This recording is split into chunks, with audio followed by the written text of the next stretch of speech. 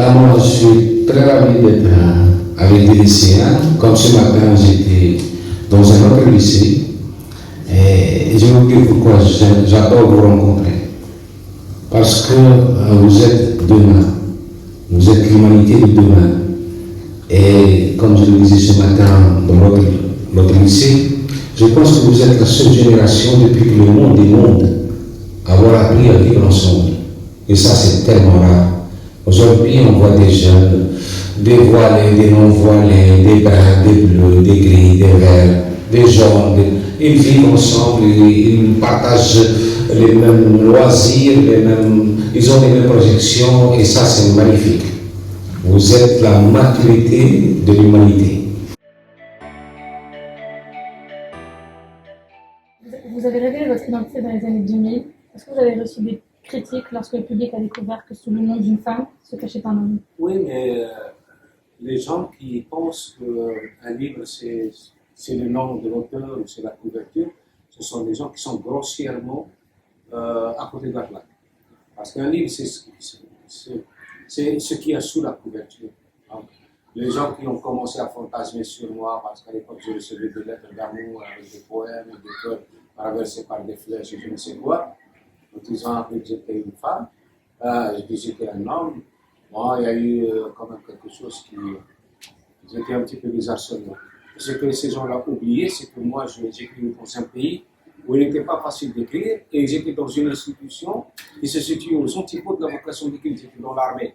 Il me fallait par tous les moyens trouver le moyen, il me fallait absolument trouver les moyens pour extérioriser toute cette verve, toute cette vocation qui était en moi. Donc il m'importait peu de prendre le nom d'une femme ou d'un oiseau. Ce qui comptait, c'est que je puisse écrire. Voilà. Et les gens qui sont dans les pays plus ou moins où on parle de démocratie, peuvent raconter des imbécilités sous les ovations, ils ne comprennent pas que mon combat à moi, c'était un combat de vie ou de mort pour la littérature, contrairement à eux.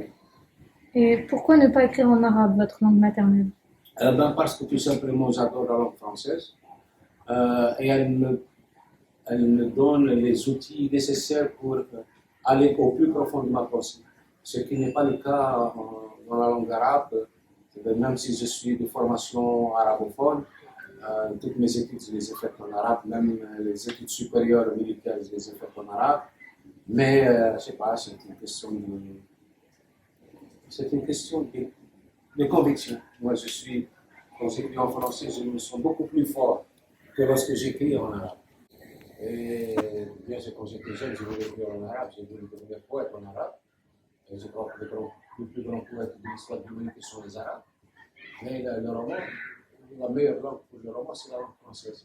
Donc voilà, ça n'a pas été un choix, ça a été quelque chose de naturel, un aboutissement naturel. Alors, comment vous positionnez-vous face à la critique? Pardon. Comment vous positionnez-vous face à la critique? La critique, c'est elle qui m'a donné la force d'aller encore plus loin. Ma femme me disait, quand on est arrivé en France, avant il y avait des papiers dithyrambiques autour de mon œuvre et tout. Par la suite, ils ont découvert que j'étais non seulement pas une femme, mais en plus un militaire. Il y a eu quand même des critiques qui étaient assez abominables, qui m'ont beaucoup touché parce que je ne m'attendais pas à retrouver la bêtise dans les milieux littéraires et médiatiques. Je pensais que dans ce milieu-là, c'était des milieux éclairés et par voie de conséquence, ils se situaient au-dessus des clichés. Or, c'était faux.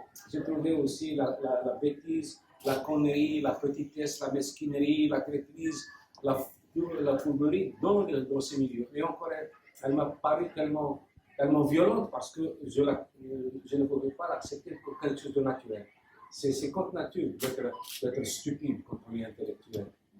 Donc, ça m'a beaucoup touché. Quand j'étais dans l'armée, j'avais idéalisé le monde des intellectuels. Je pensais que chaque écrivain incarnait son talent. Il était l'incarnation absolue de son talent. Or, ce n'était pas vrai. Et j'ai beaucoup souffert. Et ma femme m'a dit une chose. Elle m'a dit, c'est peut-être la plus belle chose ce malheur va te servir.